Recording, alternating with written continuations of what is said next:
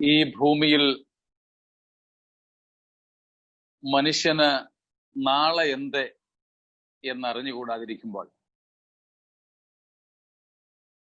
നാം ഒരിക്കലും കണ്ടിട്ടില്ലാത്തതും കാണുവാൻ കഴിയാത്തതുമായ നാളെയെക്കുറിച്ച് വ്യക്തമായ ബോധ്യമുള്ളത്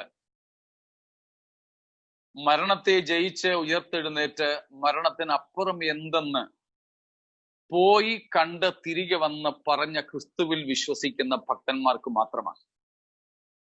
അതാണ് നമ്മുടെ പ്രത്യാശയുടെ ഏറ്റവും കാതലായ വിഷയം. അതുകൊണ്ടാണ് തിരുവെഴുത്ത് ക്രിസ്തീയ പ്രത്യാശയെ നമ്മുടെ ആങ്കർ, നങ്കൂരം എന്ന് വിളിച്ചിരിക്കുന്നത്. ആ പ്രത്യാശ എന്ന നങ്കൂരമിട്ട് ഇളകിമറിയുന്ന ലോകവാരിധിയിൽ സ്വസ്ഥമായി കഴിയുന്നവരാണ് ദൈവമക്കൾ. ഒന്നുകൂടെ പറയുന്നു, ഈ ലോകമഹാസമുദ്രത്തിൽ അലറിയടിക്കുന്ന തിരമാലകളെ കണ്ട് ഭയപ്പെടാതെയും ആ അലകളിൽ അലഞ്ഞ് ഉലയാതെയും പ്രത്യാശ എന്ന നങ്കൂരമിട്ട് കിടക്കുന്ന കപ്പലുകളാണ് ദൈവമക്കളായ നമ്മുടെ ജീവിതം. അത് നമ്മുടെ കർത്താവായ യേശുക്രിസ്തുവിന്റെ ആളത്വത്തിലും വാഗ്ദത്തത്തിലും ഉള്ള നമ്മുടെ ആശ്രയവും വിശ്വാസവുമാണ്. അതിന്റെ ആകത്തുകയാണ് നമ്മുടെ കർത്താവിന്റെ മടങ്ങിവരവെന്നുള്ളത്. അതുകൊണ്ടാണ് ഭക്തൻ പാടിയത്, മൽപ്രിയനെ ഇത്തരയിൽ. Praise the lord. അപ്പോൾ നമ്മുടെ കർത്താവിന്റെ മടങ്ങിവരവിനെ കാത്തിരിക്കുന്ന ഭക്തന്മാരുടെ പ്രത്യാശയെ ഒന്നുകൂടെ ഉറപ്പിക്കുന്ന ആ മനോഹര ഗാനത്തിനായിട്ട് സ്തോത്രം. പാസ്റ്റർ ബിജുവിനും കുടുംബത്തിനും പ്രത്യേകമായ നന്ദി.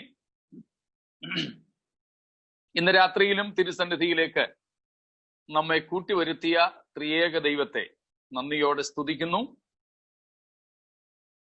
ക്രിസ്തുയേശുവിന്റെ പാവനമായ നാമത്തിൽ എല്ലാ ബഹുമാന്യ കർത്തൃദാസന്മാർക്കും ദൈവമക്കൾക്കും ക്രിസ്തീയ സന്ധ്യ വന്ദനങ്ങൾ. പുതുതായി നമ്മോട് ചേർന്നിട്ടുള്ളവരെ പേരെടുത്തു പറയുവാൻ എനിക്ക് ബുദ്ധിമുട്ടുണ്ട്. പരിചയക്കുറവും ആരൊക്കെ ഉണ്ടെന്നുള്ളത് മൊത്തം അറിയാത്തത് കൊണ്ടും. എന്നാൽ എല്ലാവരെയും പൊതുവെ കർത്താവിന്റെ നാമത്തിൽ സ്വാഗതം ചെയ്യുന്നു ഈ ചെറിയ കൂട്ടായ്മയിലേക്ക്. വേറെയും ചിലർ നമ്മോടൊപ്പം പുതുതായി ഇന്ന് രാത്രി കൂടുമെന്ന് അറിയിച്ചിട്ടുണ്ട്. അവർക്കായും ദൈവത്തിന് സ്തോത്രം ചെയ്യുന്നു. നമ്മോടൊപ്പം കൂടിയിട്ടുള്ള എല്ലാവരെയും പരിചയപ്പെടുവാൻ എനിക്ക് സാധിച്ചിട്ടില്ല. അതുകൊണ്ട് ആരെയും ഞാൻ മനഃപൂർവ്വം വിട്ടുകളയുന്നതല്ല. ഒരുമിച്ചുള്ള കൂട്ടായ്മ തികച്ചും കർത്താവിന്റെ നാമത്തിന് മഹത്വമായി തീരട്ടെ. നമുക്ക് ദൈവ സന്നിധിയിൽ വീണ്ടും പ്രാർത്ഥനയോടുകൂടെ ആയിരിക്കാം. നാം പഠിച്ചു വരുന്ന ദൈവവചന ഭാഗത്തേക്ക് നമ്മുടെ ശ്രദ്ധയെ നമുക്ക് കൊണ്ടുപോകാം. Price the Lord. മത്തായിയുടെ സുവിശേഷം 5, 6, 7 അധ്യായങ്ങളിൽ കാണുന്ന ഗിരിപ്രഭാഷണം എന്ന വിഷയത്തെ കുറിച്ചാണല്ലോ നാം ഈ ദിവസങ്ങളിൽ പഠിച്ചു വരുന്നത്. നാം അതേക്കുറിച്ച് അതിന്റെ ആദ്യത്തെ 2 വാക്യങ്ങൾ, 5-ാം അധ്യായത്തിന്റെ ആദ്യത്തെ 2 വാക്യങ്ങൾ നാം കഴിഞ്ഞ 2 ദിവസങ്ങളിലായിട്ട് മനനം ചെയ്തു. അതിന്റെ ഒരു പശ്ചാത്തലം ഒരുപക്ഷെ നമുക്ക് മനസ്സിലായി കാണും എന്ന് ഞാൻ കരുതുന്നു. സ്തോത്രം. ചില പേരുകൾ ഞാൻ പറഞ്ഞെങ്കിലും വീണ്ടും എന്റെ പഠനത്തിൽ, എന്റെ വായനയിൽ ഞാൻ മുൻപ് പറഞ്ഞ ചില പേരുകൾ ഉൾപ്പെടെ ഈ ഭാഗത്തിന് ചരിത്രത്തിൽ പലരും കൊടുത്തിട്ടുള്ള 16 പേരുകൾ എനിക്ക് കണ്ടെത്തുവാൻ കഴിഞ്ഞു. അത് നിങ്ങളെ ഞാനൊന്ന് ജസ്റ്റ് വായിച്ചു വിടാം. നിങ്ങൾക്ക് എഴുതുവാൻ പറ്റുന്നില്ലെങ്കിൽ നിങ്ങൾ എനിക്ക് മെസ്സേജ് അയച്ചാൽ മതി. ഞാനത് വാട്സപ്പിൽ മെസ്സേജ് ആയിട്ട് നിങ്ങൾക്ക് ആവശ്യമുള്ളവർക്ക് അയച്ചു തരാം. പെട്ടെന്ന് ഞാനങ്ങ് പറഞ്ഞു വിടാം. അത് വ്യാഖ്യാനിക്കേണ്ട കാര്യങ്ങൾ അല്ലാത്തത് കൊണ്ട് പറഞ്ഞു വിടുന്നു എന്ന് മാത്രം. മുൻപ് നമ്മൾ കണ്ടതും നമ്മുടെ ആ ഒരു ഇൻവൈറ്റിൽ ആ ഒരു ഇതിൽ കൊടുത്തിരുന്ന ഹെഡിങ്ങുമായിരുന്നു. അതിൽ ഒന്നാമത്തേത് ക്വിൻറ്റസെൻസ് ഓഫ് ക്രിസ്ത്യാനിറ്റി എന്ന് പറഞ്ഞാൽ എസൻസ് തന്നെ, the core values of Christianity. 2, ഇന്നലെ നമ്മൾ ചിന്തിച്ച ഓർഡിനേഷൻ ഓഫ് ദ 12, 12 അപ്പോസ്തലന്മാരുടെ ഓർഡിനേഷൻ മെസ്സേജ് എന്ന് അതിനെ വേണമെങ്കിൽ നമുക്ക് വിവക്ഷിക്കാം. 3-ാമത്തേത് നേരത്തെ നമ്മൾ പറഞ്ഞിരുന്നതാണ് the compendium of Christ teachings or the collection of Christ teachings. യേശുക്രിസ്തുവിന്റെ പഠിപ്പീരുകളുടെ ആകെ തുക എന്ന് വേണമെങ്കിൽ നമുക്കതിനെ വിവക്ഷിക്കാം. 4-ാമത്തേത് the Magna Carta of the kingdom. അതും നമ്മുടെ ഇൻവൈറ്റിൽ പറഞ്ഞിരുന്നു. The Magna Carta of the kingdom of God. അതിന്റെ അർത്ഥം എന്ന് പറഞ്ഞാൽ മാഗ്ന കാർട്ടയുടെ അർത്ഥം, ഡിക്ഷണറി കൊടുക്കുന്ന അർത്ഥം ഇതാണ്: A document constituting a fundamental guarantee of rights and privileges. അപ്പോൾ ദൈവരാജ്യത്തിന്റെ അടിസ്ഥാനപരമായ പദവികളെയും അവകാശങ്ങളെയും കുറിച്ച് പ്രതിപാദിക്കുന്ന ആധികാരിക രേഖ. ഇതാണ് മാഗ്ന കാർട്ടയുടെ അർത്ഥം. Okay, a document constituting a fundamental guarantee of rights and privileges of the kingdom of God.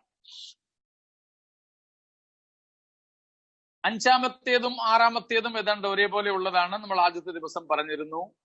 The manifesto of the king and the kingdom manifesto. സ്വർഗ രാജ്യത്തിന്റെ ഒരു വിജ്ഞാപനം, അല്ലെങ്കിൽ സ്വർഗരാജ്യത്തിലെ രാജാവിന്റെ ഒരു വിളംബരം എന്നൊക്കെ അതിനെ വേണമെങ്കിൽ പറയാം. 7-ാമതൊരു പേര് ഞാൻ കണ്ടത്, നമ്മൾ ഇതുവരെ ചർച്ച ചെയ്തിട്ടില്ലാത്തതാണ്. The original draft of essential Christianity. The original draft. ഇവിടെ ഡ്രാഫ്റ്റിന്റെ സ്പെല്ലിങ് DRAUGHT ആണ് കേട്ടോ. ഡ്രോട്ട് എന്നാണെങ്കിലും ഉച്ചാരണം ഡ്രാഫ്റ്റ് എന്നാണെന്ന് നിങ്ങൾക്കറിയാമായിരിക്കുമല്ലോ. The original draft, DRAUGHT, the original draft of essential Christianity. ആകമാനമായ ക്രിസ്ത്യാനിത്വത്തിന്റെ അസലായ രേഖകളെന്നോ അസലായ രൂപരേഖയെന്നോ ഒക്കെ നമുക്കതിനെ വിളിക്കാം. 8-ാമത് ദ ഡിഡാക്കെ ഓഫ് ക്രൈസ്റ്റ്. ഇന്നലെ നമ്മൾ ഇതിനെ കുറിച്ച് കണ്ടിരുന്നു. Not kerygma but Didache. യേശുക്രിസ്തുവിന്റെ പഠിപ്പീരുകൾ. യേശുക്രിസ്തുവിന്റെ പ്രസംഗങ്ങളല്ല, യേശുക്രിസ്തുവിന്റെ പഠിപ്പീരുകളാണ്. ഉപദേശ രൂപമാണിത്, ക്രിസ്തുവിന്റെ ഉപദേശ രൂപം. Didache of Christ. 9-ാമത്തേത് CF ബർണി എന്ന് വിളിക്കുന്ന എഴുത്തുകാരന്റെ ഭാഷയാണിത്. The poetry of Jesus Christ. The poetry of Jesus. യേശുക്രിസ്തുവിന്റെ കവിതാ സമാഹാരം എന്നാണ് അദ്ദേഹം ഇതിനെ വിളിക്കുന്നത്. യേശുക്രിസ്തുവിന്റെ കവിത സമാഹാരം, ദ പൊയട്രി. 10-ാമത്തേത് സെന്റ് അഗസ്റ്റിന്റെ വാക്കുകളാണ്. സെന്റ് അഗസ്റ്റിൻ ഇതിനെ കുറിച്ച് പറഞ്ഞത് the perfect pattern or rule of Christian life എന്ന. The perfect pattern or the perfect rule of Christian life. ക്രിസ്തീയ ജീവിതത്തിന്റെ യഥാർത്ഥമായ ശൈലി, ഇല്ലെങ്കിൽ യഥാർത്ഥമായ നിയമാവലി. യഥാർത്ഥ ക്രിസ്തീയ ജീവിതം എങ്ങനെയായിരിക്കണം എന്നാണ് ഇത് എന്നർത്ഥം. അദ്ദേഹം പറഞ്ഞത് പഴയ നിയമത്തിൽ മോശയുടെ ന്യായപ്രമാണത്തിന് പകരം പുതിയ നിയമത്തിൽ ക്രിസ്തു നമുക്ക് ദൈവരാജ്യത്തിന്റെ പൗരന്മാർക്ക് കൽപ്പിച്ചു തന്ന പ്രമാണ രേഖയാണ് പോലും. സ്തോത്രം. 11-ാമത് പറഞ്ഞിരിക്കുന്നത് ദ കൗൺസിൽ ഓഫ് പെർഫെക്ഷൻ. ചില സന്യാസ സംഘങ്ങൾ അതിന് കൊടുത്ത പേരാണ്. സം മൊനാസ്റ്റിക് ഓർഡേഴ്സ്, അവര് ഇതിന് കൊടുത്ത പേരാണ് കൗൺസൽ ഓഫ് പെർഫെക്ഷൻ. തികവിങ്കലേക്ക്, പൂർണ്ണതയിലേക്കുള്ള ദൈവിക ആലോചനകൾ എന്ന് അതിനെ വിവക്ഷിക്കാം. ഓക്കെ. 12ാമത് നവോത്ഥാന നായകന്മാർ, റിഫോമിസ്റ്റുകൾ, റിഫോമേഴ്സ്, റിഫോം ലീഡേഴ്സ് ഇതിനെ വിളിച്ചത് the uncompromising expressions of divine righteousness directed towards all. The uncompromising expression of divine righteousness directed towards all. എല്ലാവരിലേക്കും പ്രദർശിതമാകുന്ന അനുരഞ്ജനമില്ലാത്ത ദൈവിക നീതിയുടെ വെളിപ്പാട്. ദൈവത്തിന്റെ നീതി, കർത്താവ് പറഞ്ഞിട്ടുണ്ടല്ലോ, നിങ്ങളുടെ നീതി ശാസ്ത്രിമാരുടെയും പരീശന്മാരുടെയും നീതിയെ കവിയുന്നില്ലെങ്കിൽ. അപ്പോൾ എന്താണ് ദൈവ നീതിയുടെ നിലവാരം? That means in this portion of Sermon of the Mount, it is revealed what is the standard of righteousness God expects. ദൈവം നമ്മിൽ നിന്നും ആഗ്രഹിക്കുന്ന നീതിയുടെ നിലവാരം എന്ത് എന്ന് നമുക്ക് ഇവിടെ കാണുവാനായിട്ട് സാധിക്കും. ഇതാണ് റിഫോമിസ്റ്റുകൾ, നവോത്ഥാന നായകന്മാർ ഇതിനെ വിളിച്ചിരിക്കുന്നത്. 13ാമത്തേത് റഷ്യൻ നോവലിസ്റ്റ് ആയിരുന്ന ടോൾസ്റ്റോയിയെ നമുക്കൊക്കെ അറിയാം. അദ്ദേഹവും ഇതിനെക്കുറിച്ച് ഒരു കമന്റ്, അദ്ദേഹം ഇതിനെ പ്രധാനമായിട്ടും 5 കൽപ്പനകളായിട്ടാണ് കണ്ടത്. ടോൾസ്റ്റോയി ഇതിനെ 5 കൽപ്പനകളായിട്ടാണ് കണ്ടിരിക്കുന്നത്. 5 കൽപ്പനകൾ. അദ്ദേഹം പറഞ്ഞിരിക്കുന്നത്, 1ാമത്തെ കൽപ്പന, how to suppress your anger or suppression of all anger. കോപത്തെ എങ്ങനെ പിടിച്ചടക്കണം എന്ന കൽപ്പന. ഓക്കെ, കോപത്തെ എങ്ങനെ പിടിച്ചടക്കണം, എങ്ങനെ നിയന്ത്രിക്കണം എന്ന കൽപ്പന.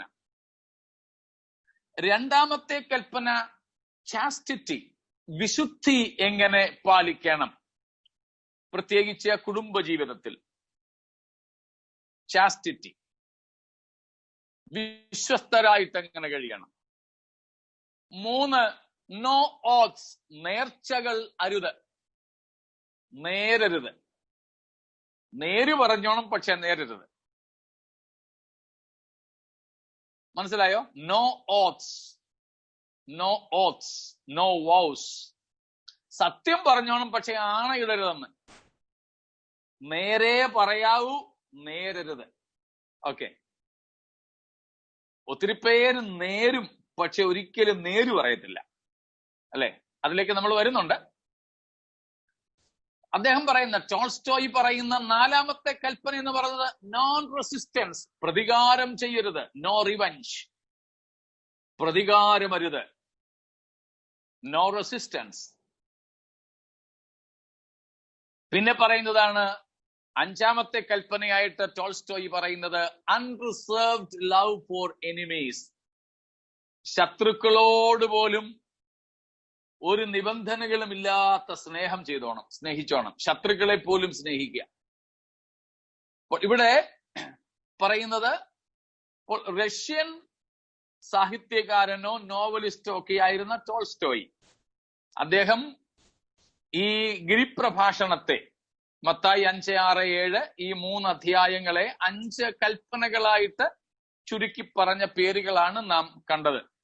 ഒന്നും കൂടെ പറയുന്നു, കോപം, എല്ലാത്തരം കോപത്തെയും അടക്കുക. 2, വിശുദ്ധി അല്ലെങ്കിൽ പ്രത്യേകാൽ കുടുംബജീവിതത്തിൽ ചാസ്റ്റിറ്റി, നിർമ്മലത, വിശ്വസ്തത, വിശുദ്ധി പാലിക്കുക. 3, ആണയിടാതിരിക്കുക. No oaths, ആണയിടാതിരിക്കുക. 4, നോൺ റെസിസ്റ്റൻസ്, ഒന്നും എതിരിടാൻ പോകാതിരിക്കുക. 5, ശത്രുക്കളെ പോലും സ്നേഹിക്കുക. അങ്ങനെ ഈ പ്രധാനപ്പെട്ട 5 കാര്യങ്ങളാണ് ഈ 3 അധ്യായങ്ങളിൽ ഉള്ളത് എന്നാണ് അദ്ദേഹത്തിന്റെ മതം. 14-ാമത്തെ പേര് നാം ഇപ്പോൾ ചിന്തിക്കുന്നത് പല ചിന്തകന്മാരും വേദപഠിതാക്കളും മത്തായി 5, 6, 7 അധ്യായങ്ങൾക്ക് കൊടുത്തിട്ടുള്ള വിവിധ പേരുകളാണ്. അതിൽ 14-ാമത്തെ പേരാണ്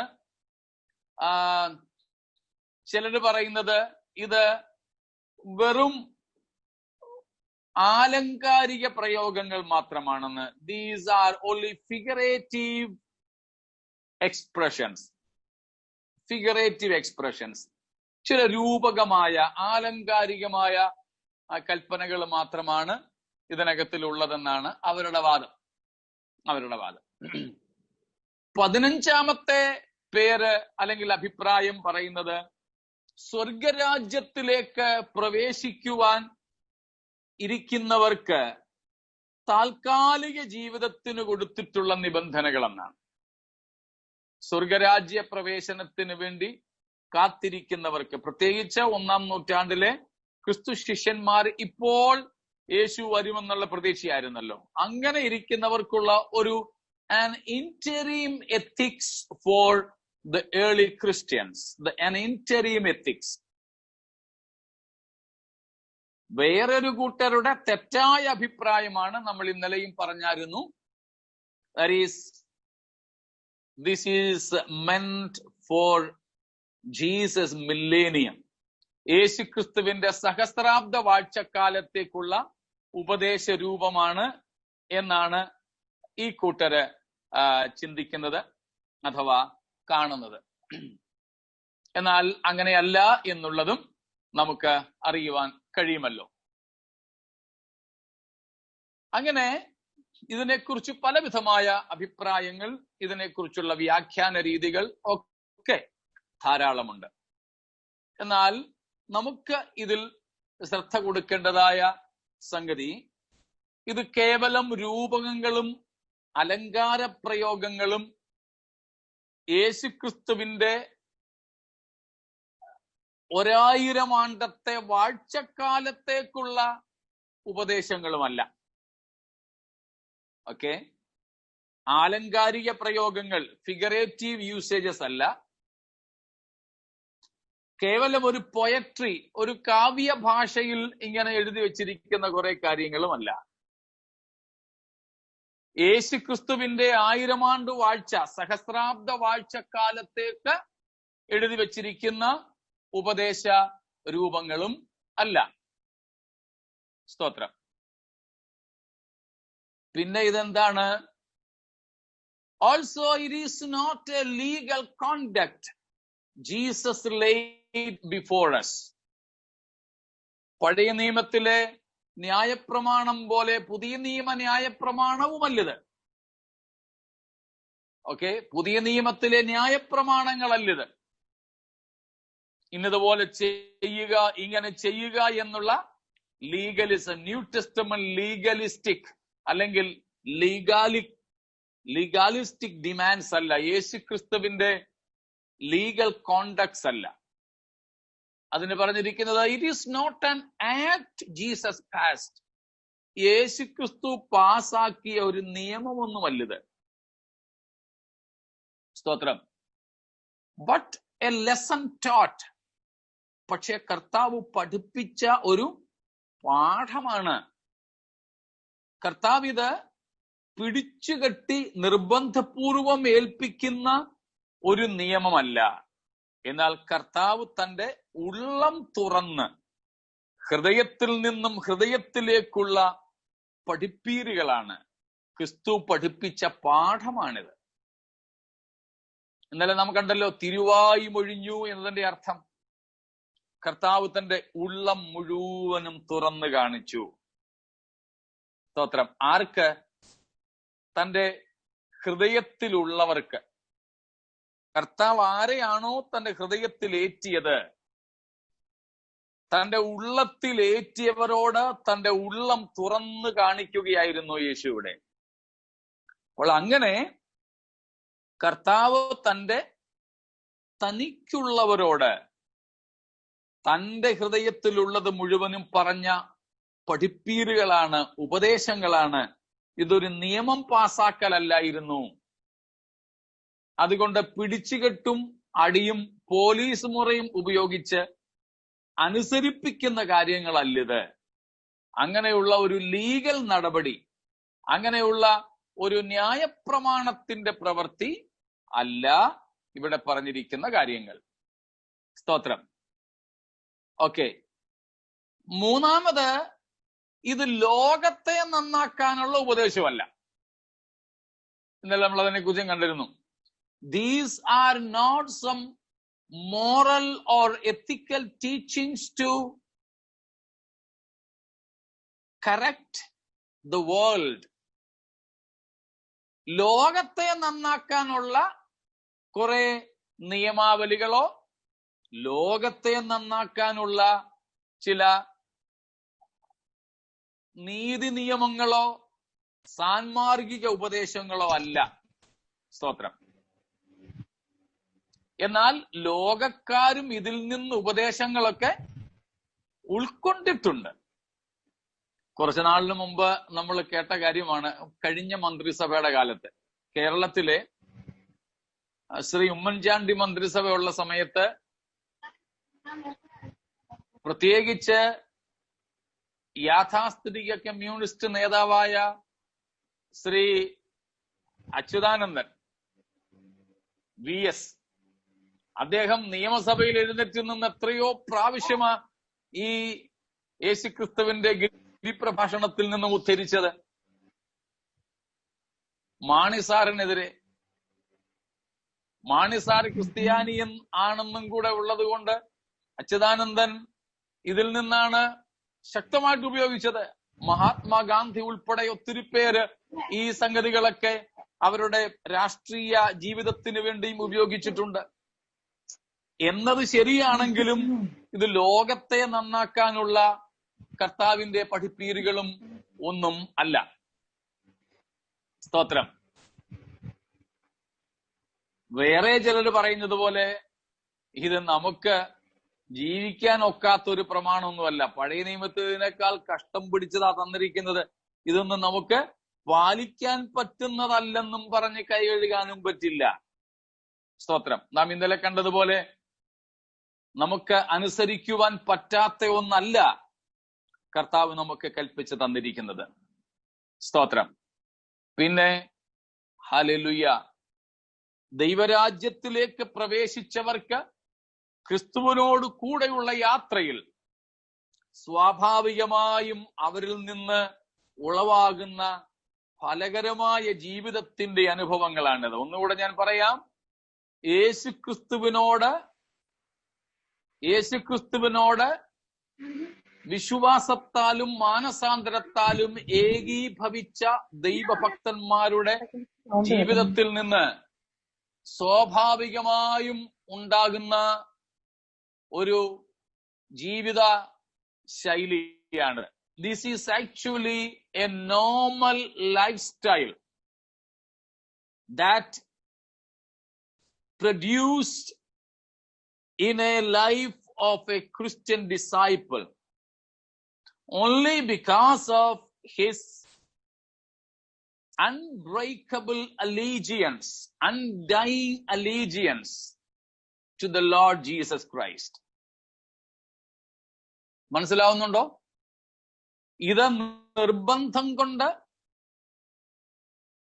ചൂരലും കൊണ്ട് പുറകെ നടന്ന് ചെയ്യടാ എന്ന് പറയുന്ന നിയമാവലികളല്ല.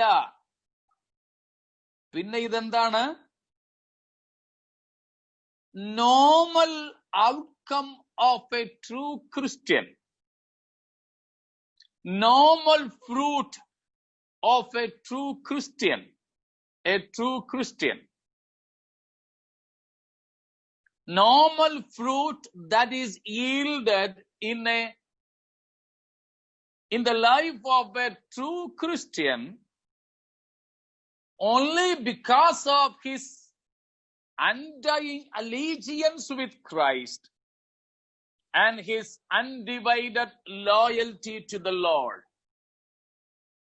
യേശുക്രിസ്തുവിനോടുള്ള അവിഭജിതമായ വിധേയത്വം കൊണ്ടും അമർത്യമായ സഖ്യത കൊണ്ടും ഒരു സാധാരണ ക്രിസ്തു ശിഷ്യന്റെ സാധാരണ ജീവിത ശൈലിയാണ് യേശു കർത്താവ് ഈ 3 അധ്യായങ്ങളിൽ വെളിപ്പെടുത്തിയിരിക്കുന്നത്. സ്തോത്രം. അപ്പോൾ നമുക്കിതിനെ മുഴുവനും കൂടെ ക്രോഡീകരിച്ച് 2 സംഗതികളായിട്ട് മനസ്സിലാക്കാം. ഒന്ന്, ഞാൻ ഇപ്പോൾ പറഞ്ഞത്, ഒരു സാധാരണ ക്രിസ്ത്യാനിയുടെ, not a superlative Christian, okay, not an elite Christian, ഏതോ അങ്ങ് വളരെ ഉയർന്ന ക്രിസ്ത്യാനി എന്ന് നമ്മൾ പറയുന്ന അല്ല, ഒരു normal Christian. Christian life is A normal life. ഒരു സാധാരണ ജീവിതമാണ് ക്രിസ്തീയ ജീവിതം. ആ സാധാരണ ക്രിസ്ത്യാനിയുടെ ജീവിതത്തിൽ യേശുക്രിസ്തുവിനോടുള്ള കൂട്ടായ്മ നിമിത്തം ഉളവാകുന്ന ജീവിത ശൈലിയാണ് ഈ 3 അധ്യായങ്ങളിൽ കർത്താവ് വെളിപ്പെടുത്തിയിരിക്കുന്നത്. കാര്യം മനസ്സിലാവുന്നുണ്ടോ? സ്തോത്രം. 2, അങ്ങനെയുള്ളവരെ ബോധ്യപ്പെടുത്താൻ, പഠിപ്പിക്കാൻ, അവരുടെ ജീവിതത്തെ ഒന്ന് വിലയിരുത്താൻ വേണ്ടിയിട്ട് കർത്താവ് പറഞ്ഞുകൊടുത്ത ഉപദേശങ്ങളുമാണിത്. സ്തോത്രം.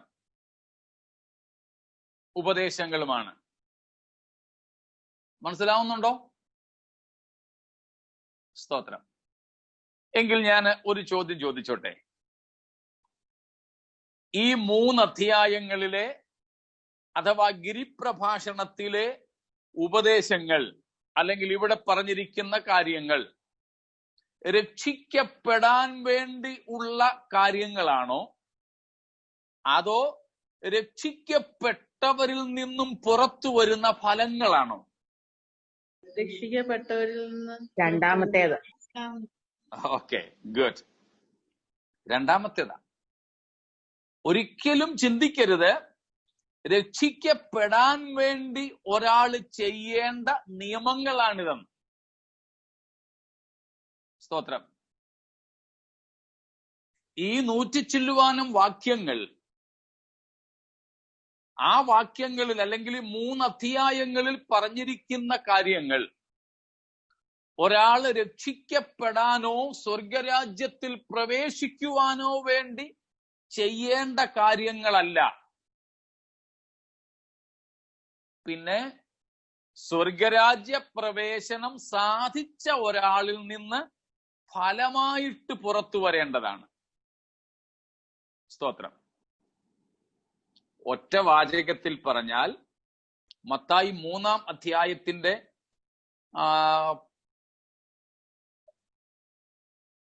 യോഹന്നാൻ സ്നാപകന്റെ ഭാഷയിൽ പറയുകയാണെങ്കിൽ ഇത് എന്താണ്? 3-ാമത്തെ അധ്യായം അതിന്റെ 8-ാമത്തെ വാക്യം, Mathew 3:8.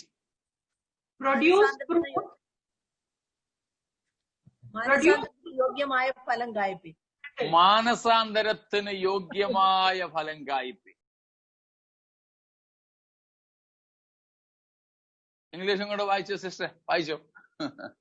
Produce fruit in keeping with repentance.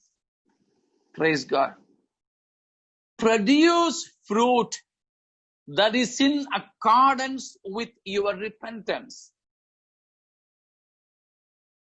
Yield fruit of repentance.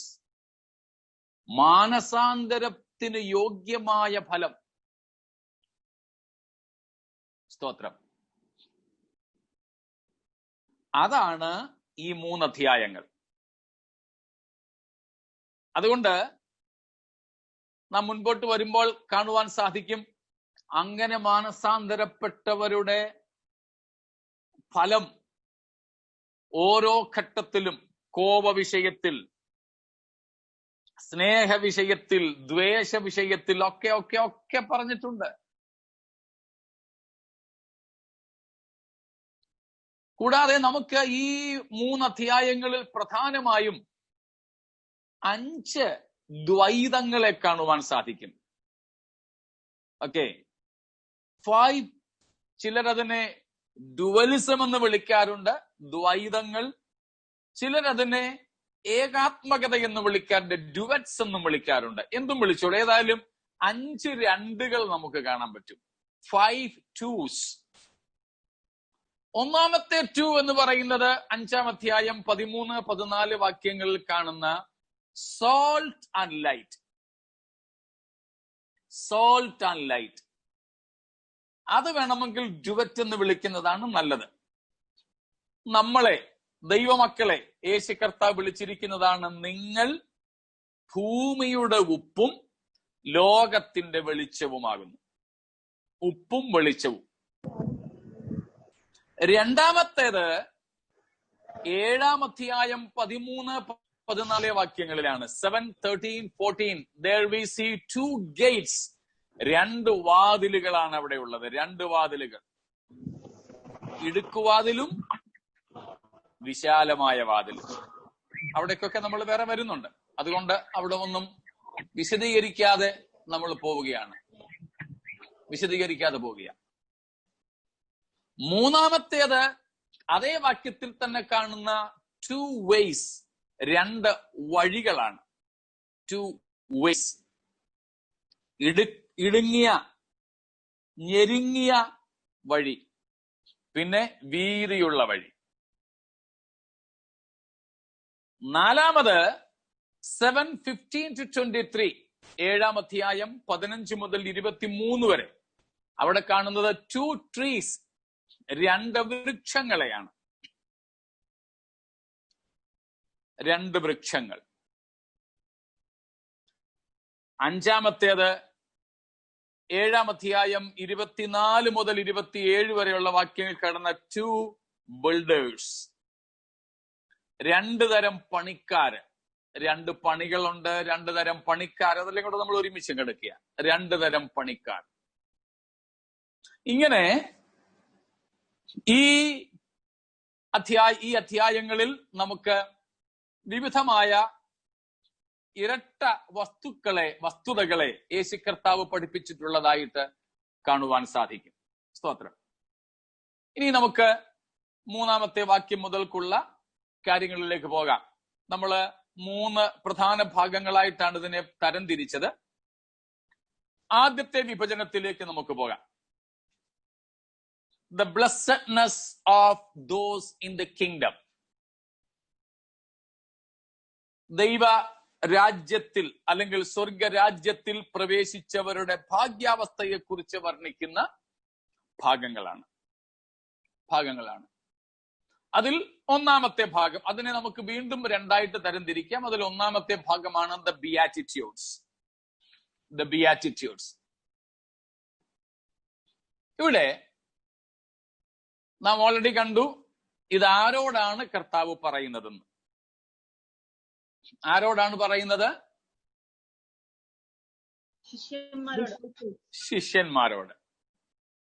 ഒന്നും കൂടെ നമുക്ക് വായിക്കാം. നാം ഇന്നലെ വായിച്ച വേദഭാഗം 6-ാമത്തെ അധ്യായം, ലൂക്കോസിന്റെ സുവിശേഷം 6-ാമത്തെ അധ്യായം 12-13 വാക്യങ്ങൾ. Luke 6:12-13. One of those days, Jesus went out to a mountainside to pray and spent the night praying to God. When morning came, he called his disciples to him and chose 12 of them, whom he also designated apostles. ഇന്നലെ നമ്മൾ വായിച്ചതാണ്. യേശുക്രിസ്തു രാത്രി മുഴുവനും പ്രാർത്ഥിച്ചിരുന്നിട്ട് നേരം വെളുത്തപ്പോൾ അവന്റെ ശിഷ്യന്മാർ അടുക്കൽ വന്നു. അവരെ അടുക്കൽ വിളിച്ചിട്ട് അവരിൽ നിന്ന് 12 പേരെ അപ്പോസ്തോലന്മാരായിട്ട് വേർതിരിച്ചു. അപ്പോൾ നാം ഇവിടെ കാണുന്ന 2 പ്രയോഗങ്ങൾ എന്തൊക്കെയാണ്? ശിഷ്യന്മാരും അപ്പോസ്തോലന്മാരും. രണ്ടും ഒന്നാണോ അതോ രണ്ടും രണ്ടാണോ? രണ്ടും രണ്ട്. എല്ലാ അപ്പോസ്തോലന്മാരും ശിഷ്യന്മാര് തന്നെയാണ്. എന്നാൽ എല്ലാ ശിഷ്യന്മാരും ആരല്ല? അപ്പോസ്തോലനല്ല. All the apostles are disciples, but all disciples are not apostles. അവിടെ ആ വ്യത്യാസമുണ്ട്. ശിഷ്യൻ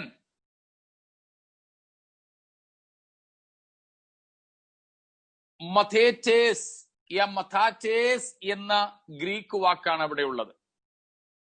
ശിഷ്യന് മഥാറ്റേസ്,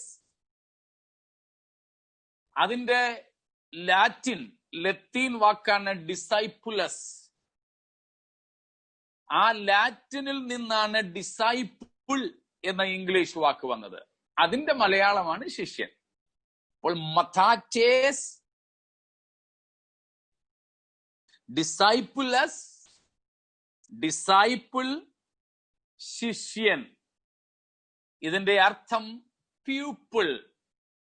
പ്യൂപ്പിൾ, വിദ്യ അർത്ഥിക്കുന്നയാൾ, വിദ്യാർത്ഥി.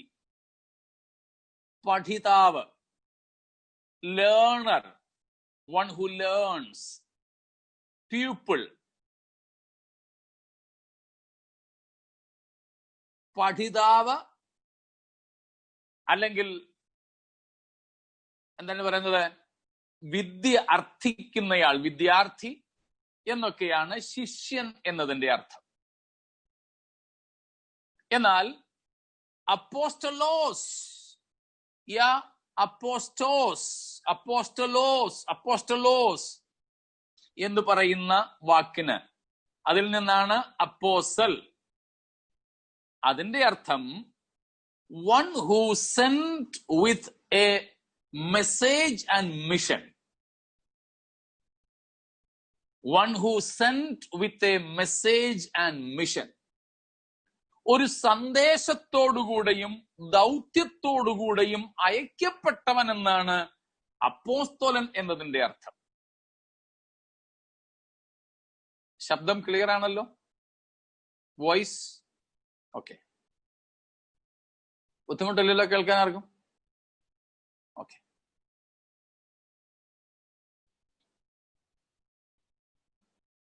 അപ്പോൾ ശിഷ്യൻ, അപ്പോസ്തോലൻ, രണ്ടിന്റെയും വ്യത്യാസം മനസ്സിലായല്ലോ. ശിഷ്യൻ, എല്ലാ അപ്പോസ്തോലന്മാരും ആരാണ്? ശിഷ്യന്മാരാണ്. കാരണം ശിഷ്യന്മാരിൽ നിന്നാണ് ചിലരെ തിരഞ്ഞെടുത്ത് ആരാക്കിയത്? അപ്പോസ്തോലന്മാർ ആക്കിയത്. ഓക്കെ. എന്നാൽ എല്ലാ ശിഷ്യന്മാരും ആരല്ല? അപ്പോസ്തോലന്മാരല്ല. എല്ലാ ശിഷ്യന്മാരും അപ്പോസ്തോലന്മാരല്ല. സ്തോത്രം. ഓക്കെ. മഥാറ്റേസ്, MATHATES,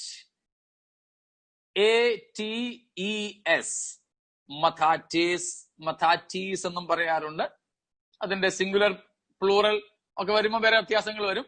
തൽക്കാലം മഥാറ്റേസ്, മഥേറ്റേസ് എന്നും പറയാറുണ്ട്. മഥേറ്റേസ് എന്നും മഥാറ്റേസ് എന്നും പറയാറുണ്ട്.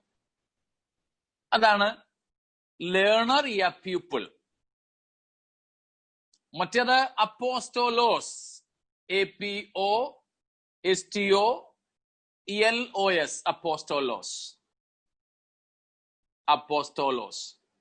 അപ്പോസ്തലൻ. അപ്പോൾ ഇവിടെ 12 ശിഷ്യന്മാരെ അപ്പോസ്തോലന്മാരായിട്ട് കർത്താവ് തിരഞ്ഞെടുത്തു. അപ്പോൾ ശിഷ്യന്മാരെ കുറിച്ച് നമുക്ക് പ്രധാനമായിട്ടും കുറഞ്ഞത് 5 രീതികളിലെങ്കിലും യേശുവിന്റെ ശിഷ്യന്മാരെ കുറിച്ച് ഈ 4 സുവിശേഷ ഗ്രന്ഥങ്ങൾ നമ്മെ പഠിപ്പിക്കുന്നുണ്ട്. ഏറ്റവും ഒന്നാമത്, all his followers were his disciples. All his adherents. യേശുക്രിസ്തുവിന്റെ ഉപദേശങ്ങളോട് ആഭിമുഖ്യം കാണിച്ചവരെ എല്ലാവരെയും തന്നെ ശിഷ്യന്മാരെന്ന് ബൈബിൾ വിളിക്കുന്നുണ്ട്. യോഹന്നാന്റെ സുവിശേഷം 6-ാം അധ്യായത്തിന്റെ 66-ാമത്തെ വാക്യം വേഗത്തിൽ ഒന്ന് വായിച്ചു വിടാമോ? John 6:66. From this time, many of his disciples turned back and no longer followed him. അവിടെ പറയുന്ന ശിഷ്യന്മാർ ഈ ഒന്നാമത്തെ കൂട്ടരാണ്. All the Jews who were his adherents. യേശു ക്രിസ്തുവിന്റെ ഉപദേശങ്ങളോട് ആഭിമുഖ്യം കാണിച്ചവർ, അവരെല്ലാവരെയും ശിഷ്യന്മാരെന്നാണ് പറയുന്നത്. അത് തന്നെയാണ് ലൂക്കോസിന്റെ സുവിശേഷം 6-ാം അധ്യായം 17-ാമത്തെ വാക്യത്തിലും കാണുന്നത്. Luke 6:17 also.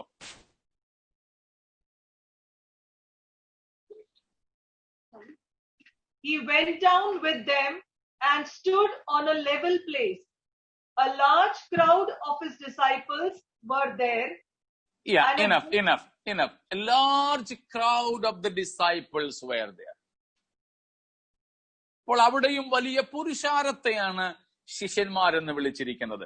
അപ്പൊ യേശു ക്രിസ്തുവിന്റെ പുറകെ കൂടിയവരെ എല്ലാവരെയും ശിഷ്യന്മാരെന്ന് വിളിക്കാറുണ്ട്.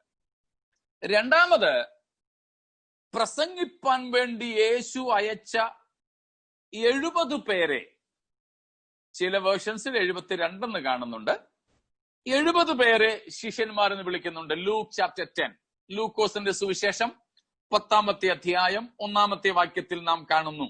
അവൻ 70 പേരെ, വേറെ 70 പേരെ എടുത്തെങ്കിൽ വായിച്ചോളൂ.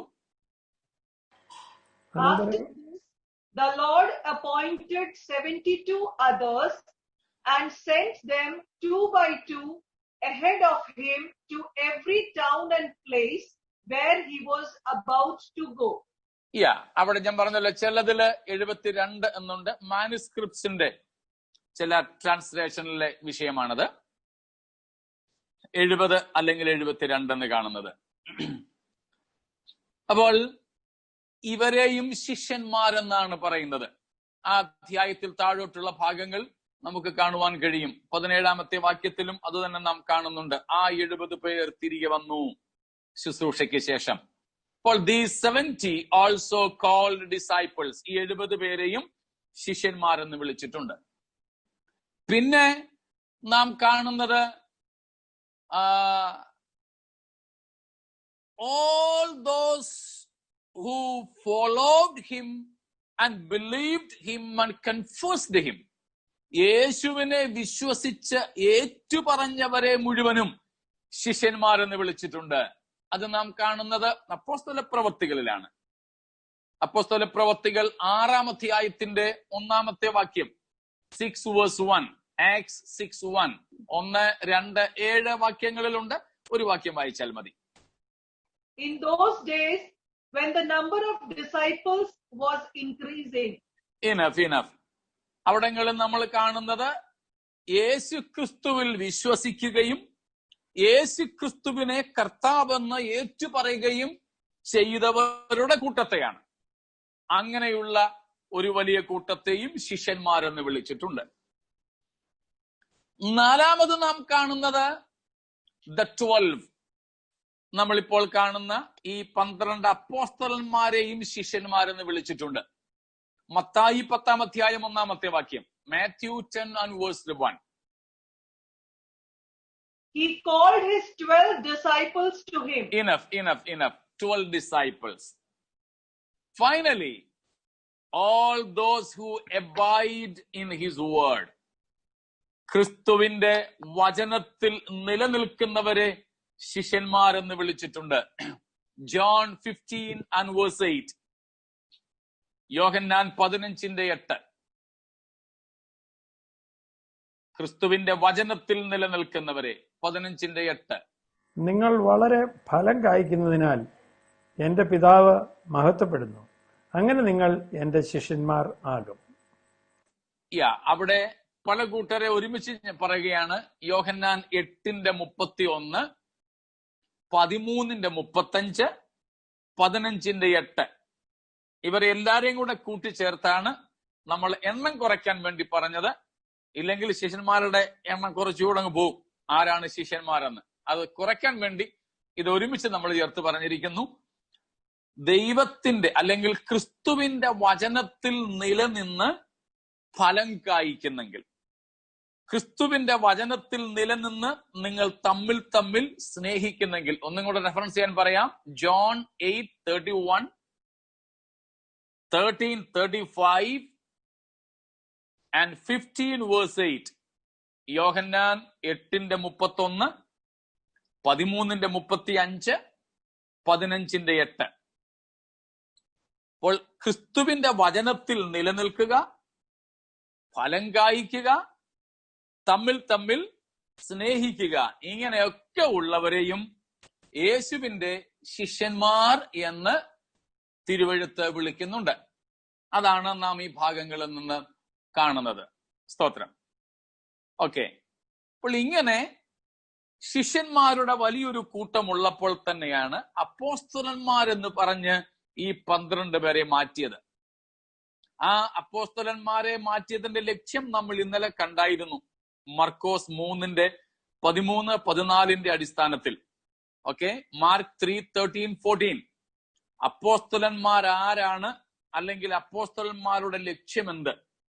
ഒന്ന്, കർത്താവിനോട് കൂടെ ഇരിക്കുക, to abide with Christ, to be with him, കർത്താവിന്റെ കൂടെ ഇരിക്കുക. 2, to be sent to preach, ദൗത്യത്തോടുകൂടെ പ്രസംഗിക്കുവാൻ വേണ്ടി, പ്രസംഗിക്കുക എന്ന ദൗത്യത്തോടുകൂടെ, പ്രസംഗിക്കുവാനുള്ള സന്ദേശത്തോടുകൂടെ അയക്കപ്പെടുക. അപ്പോൾ ആരാണ് അപ്പോസ്തലൻ? കർത്താവിന്റെ കൂടെ ഇരിക്കുന്നവൻ, പ്രസംഗിക്കാൻ വേണ്ടി അയക്കപ്പെടുന്നവൻ. പിന്നെ ചുമ്മാതങ്ങ് പോയി പ്രസംഗിച്ചാ പോരാ. പ്രസംഗിക്കുമ്പോൾ അത്ഭുതങ്ങളാലും അടയാളങ്ങളാലും പ്രസംഗിക്കപ്പെടുന്ന വചനം ഉറപ്പിക്കപ്പെടുക കൂടെ വേണം. അതാണ് അവിടെ പറയുന്ന മൂന്നാമത്തെ കാര്യം. രോഗികളെ സൗഖ്യമാക്കുവാനും ഭൂതങ്ങളെ പുറത്താക്കുവാനും ഒക്കെ അവർക്ക് അധികാരമുണ്ടാകുവാൻ. അങ്ങനെ സ്തോത്രം, കർത്താവിന്റെ അപ്പോസ്തലന്മാരെന്ന് പറയുന്നവർക്ക് അപ്പോസ്തോലിക കാലത്തും കൊടുത്ത നിർവചനം. ഇന്ന് രാവിലെയും ഞങ്ങൾ ഒരു ബൈബിൾ ക്ലാസ്സിൽ ഈ ചോദ്യം വന്നിരുന്നു. ഞാൻ അവിടെയും പറഞ്ഞ കാര്യമാണ്. അവിടെ ഉണ്ടായിരുന്ന ചിലർ ഈ കൂട്ടത്തിലും ഉണ്ട്. അവർക്ക് ചിലപ്പോൾ ആവർത്തനമായിട്ട് തോന്നിയേക്കാം, എങ്കിലും ഞാൻ പറയുകയാണ്. അപ്പോസ്തോലന്മാരുടെ കാലത്തും അപ്പോസ്തോലനു വേണ്ടി കൊടുത്ത നിർവചനം എന്താണ്? യേശു ക്രിസ്തുവിനെ കണ്ടവൻ, യേശു ക്രിസ്തുവിനോട് കൂടെ ജീവിച്ചവർ, അല്ലെങ്കിൽ യേശു ക്രിസ്തുവിന്റെ ശുശ്രൂഷയ്ക്കും പുനരുത്ഥാനത്തിനും സാക്ഷ്യം വഹിച്ചവർ.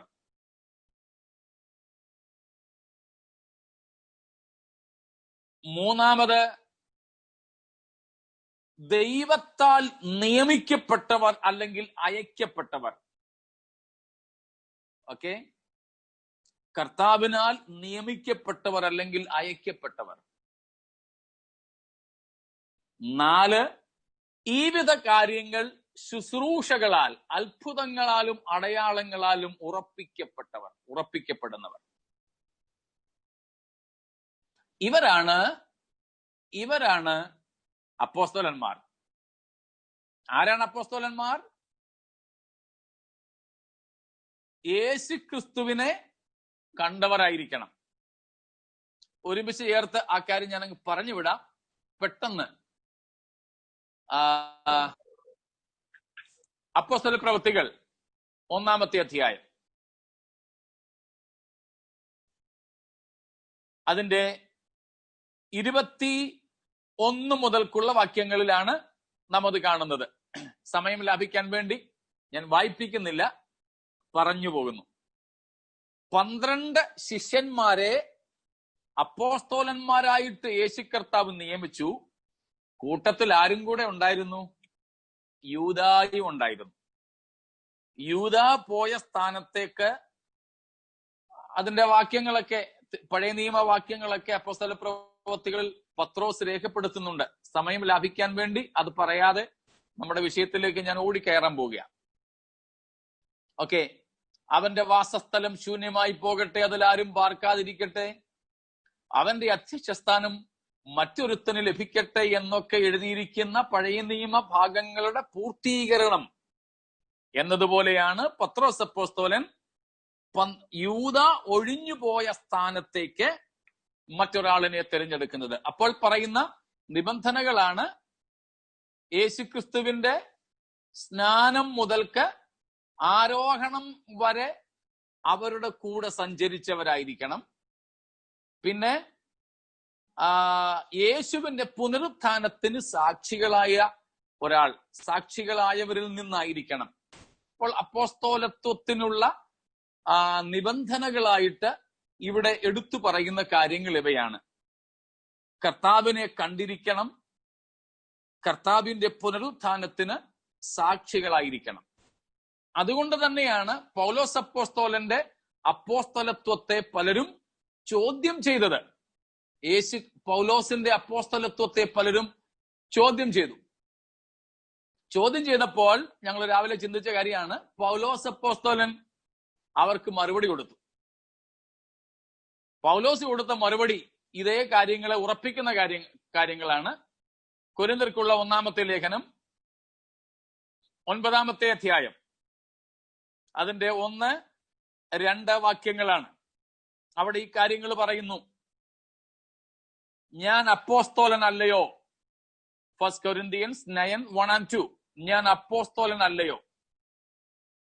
അതിന് ചോദിക്കുകയാണ്, ഞാൻ എന്താ നമ്മുടെ കർത്താവിനെ യേശുവിനെ കണ്ടിട്ടില്ലയോ? നിങ്ങൾ പറയുന്ന അപ്പോസ്തലത്വത്തിന്റെ അടയാളം എനിക്കില്ലേ എന്നാണ് പൗലോസ് ചോദിക്കുന്നത്. ഞാൻ കണ്ടു. നമുക്കറിയാം, ദമസ്കോസിന്റെ പടിവാതിൽക്കൽ വെച്ച് പൗലോസ് ഉയർത്തെഴുന്നേറ്റ് യേശുവിനെ കണ്ടു. ക്രിസ്തുവിന്റെ ദർശനം തനിക്ക് ലഭിച്ചു. അതാണ് പൗലോസ് അപ്പോസ്തലൻ ഗലാത്യ ലേഖനത്തിൽ പ്രതിപാദിക്കുന്നത്. ഗലാത്യ ലേഖനത്തിലുമുണ്ട്. കൂടാതെ 1 കൊരിന്ത്യ ലേഖനം 15-ാം അധ്യായത്തിലുമുണ്ട്. 1 കൊരിന്ത്യ ലേഖനം 15-ാം അധ്യായം 3 മുതലുള്ള വാക്യങ്ങൾ. അവിടെ നാം വായിക്കുന്നു, 4-ാമത്തെ വാക്യത്തിൽ തിരുവെഴുത്തുകളിൽ പ്രകാരം യേശു ഉയർത്തെഴുന്നേറ്റു, എന്നിട്ട് കേഫാവിനും പത്രോസിനും 12 പേർക്കും പ്രത്യക്ഷനായി എന്നിങ്ങനെ പറഞ്ഞിങ്ങോട്ട് വന്നിട്ട് 8-ാമത്തെ വാക്യത്തിൽ പറയുകയാണ്, എല്ലാവർക്കും ഒടുവിൽ അകാലപ്രജ പോലെയുള്ള എനിക്കും പ്രത്യക്ഷനായി. അപ്പോൾ പൗലോസ് പറയുന്നു, ഞാൻ യേശുക്രിസ്തുവിന്റെ ഭൂമിയിലെ ശുശ്രൂഷയിൽ നിങ്ങൾക്കൊപ്പം ചേർന്നില്ലായിരുന്നെങ്കിലും ഉയർത്തെഴുന്നേറ്റ യേശുക്രിസ്തുവിനെ കണ്ടവനാണ്. നിങ്ങളാരും കണ്ടിട്ടില്ലാത്തതുപോലെ എനിക്ക് ഉയർത്തെഴുന്നേറ്റ യേശുവിന്റെ അനുഭവമുണ്ട്. Praise the Lord. സ്തോത്രം.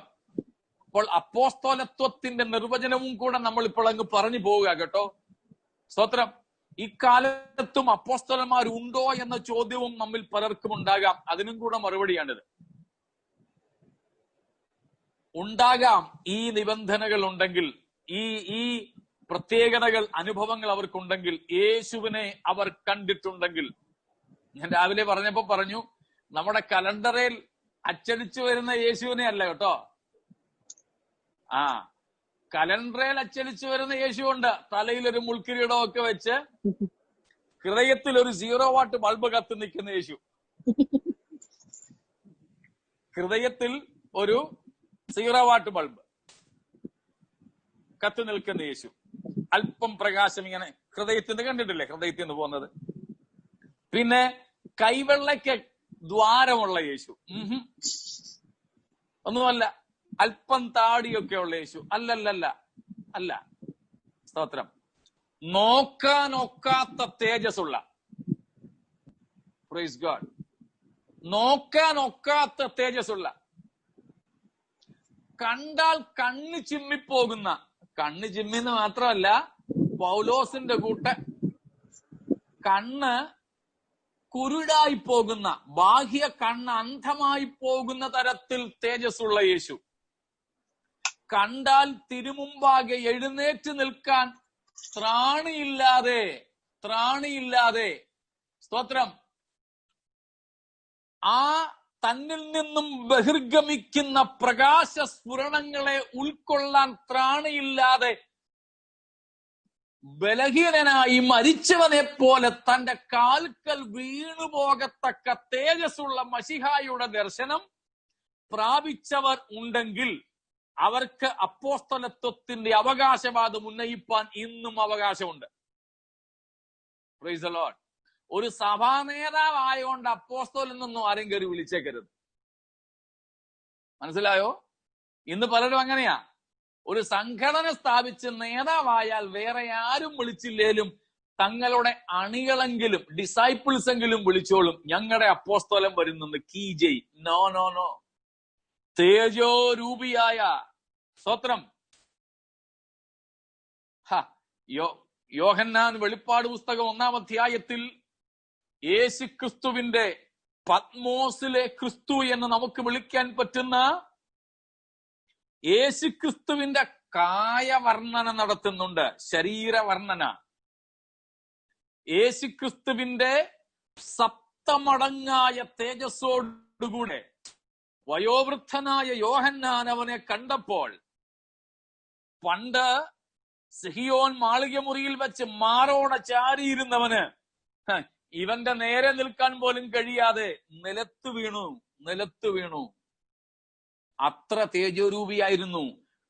തലയും തലമുടിയും വെളുത്തു പഞ്ഞിപോലെ ഹിമത്തോളം വെണ്മയായതും കണ്ണ് അഗ്നിജ്വാലയ്ക്കൊത്തതും മുഖം മധ്യാഹ്ന സൂര്യനെ പോലെ പ്രശോഭിക്കുന്നതും, പ്രൈസ് ദി ലോർഡ്, പെരുവെള്ളത്തിന്റെ ഇരച്ചിൽ പോലെയും ബഹുപുരുഷാരത്തിന്റെ ആരവം പോലെയുമുള്ള ഗാംഭീര്യ ശബ്ദത്തോടുകൂടിയവനും, വായിൽ ഇരുവായ്ത്തല വാൾ ഉള്ളവനും, കാല് നിലത്ത് ഉലയിൽ ഉരുക്കി ശുദ്ധി ചെയ്ത വെള്ളോട്ടിന് സദൃശനായവനും, വലങ്കയിൽ 7 നക്ഷത്രങ്ങൾ പിടിച്ചിരിക്കുന്നവനും, ഹല്ലേലൂയ സ്തോത്രം, അനേക രാജമുടികൾ അണിഞ്ഞവനുമായ കർത്താവിന്റെ ദർശനമാണ് യോഹന്നാന് പത്മോസിൽ വെച്ചുണ്ടായത്. പ്രൈസ് ദി ലോർഡ് സ്തോത്രം. അപ്രകാരമുള്ള ദർശനം പ്രാപിച്ച പൗലോസോ യോഹന്നാന്മാരോ ഇന്നുമുണ്ടെങ്കിൽ തീർച്ചയായും സ്തോത്രം അവരെയും നമുക്ക് എന്ത് വിളിക്കാൻ പറ്റും? അപ്പോസ്തലൻ എന്ന് വിളിക്കുവാൻ പറ്റും. പൗലോസ് അതാണ് പറയുന്നത്. എന്തേ? നമ്മുടെ കർത്താവായ യേശുവിനെ ഞാൻ കണ്ടിട്ടില്ലയോ? ഉണ്ടല്ലോ. കർത്താവിൽ ഞാൻ ചെയ്ത പ്രവൃത്തിയുടെ ഫലം എന്ന് പറഞ്ഞാൽ എന്നിലൂടെ അത്ഭുതങ്ങളൊന്നും നടന്നിട്ടില്ലേ? പൗലോസ് പറയുക, ഉണ്ടല്ലോ. മരിച്ചവരെ വരെ ജീവിപ്പിച്ചവനാണല്ലോ പൗലോസ്. അപ്പോൾ അപ്പോസ്തലത്വത്തിന്റെ മുദ്ര ക്രിസ്തുവിനെ കണ്ടവരായിരിക്കുക, അത്ഭുതങ്ങളും അടയാളങ്ങളും നടക്കത്തക്കതുപോലെ ദൈവശക്തി പ്രാപിച്ചവരാകുക. മൂന്നാമത്തേത് ദൈവത്താൽ നിയമിതനാകുക. അതാണ് ഗലാത്യ ലേഖനം 1-ാം അധ്യായം 1-2 വാക്യങ്ങളിൽ പൗലോസ് പറയുന്നത്. മനുഷ്യരാലുമല്ല,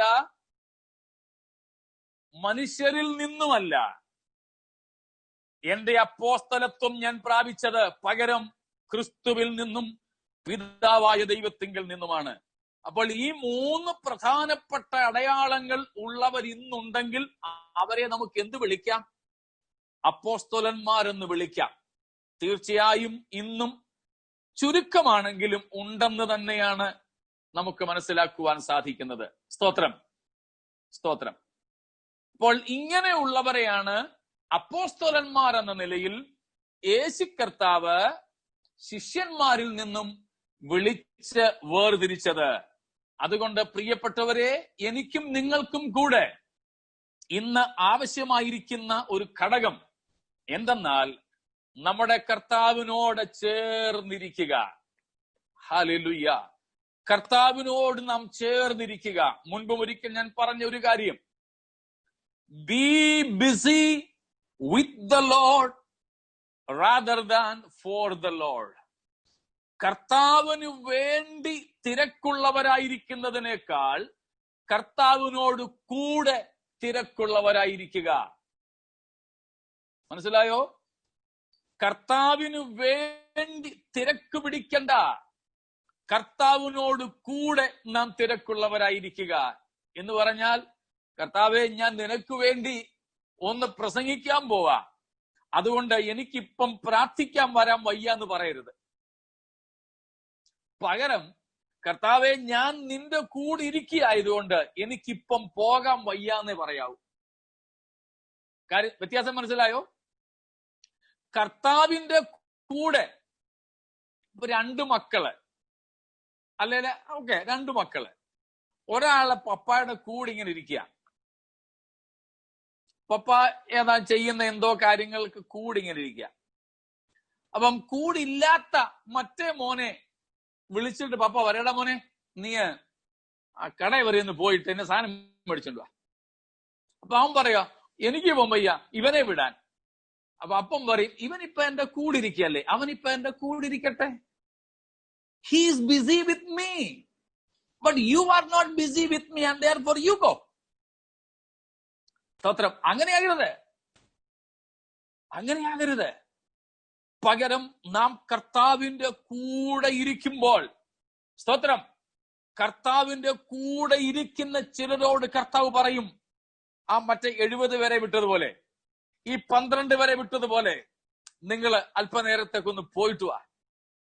ഇന്ന് രാത്രിയിലും അപ്പോസ്തലത്വത്തിന്റെ ആദ്യപടിയായി കർത്താവിന്റെ കൂടെ സമയം ചിലവഴിക്കുവാൻ നമുക്കിന്ന് രാത്രി ഒരു തീരുമാനമെടുക്കാം. Price the Lord. സ്തോത്രം. നമുക്ക് ഫോൺ വരുന്നെങ്കിൽ എത്ര വലിയവരുടേതായാലും ഫോൺ എടുക്കുവാൻ സമയമില്ലാതിരിക്കട്ടെ. കാരണം എന്താ? നമ്മൾ പറയും, ബോസിന്റെ കൂടെ ഞാന് അങ്ങ് അകത്തെ ചേംബറിലായിരുന്നു, ഞാൻ അങ്ങ് ബോസിന്റെ ചേംബറിലായതുകൊണ്ടാ നിന്റെ ഫോൺ എടുക്കാൻ. എന്റെ പോക്കറ്റിൽ കിടന്ന് വൈബ്രേറ്റ് ചെയ്യുകയായിരുന്നു, ഞാൻ അറിയുന്നുണ്ടായിരുന്നു. ആരോടാ? സ്വന്തം ഭാര്യയോടാ പറയുന്നേ.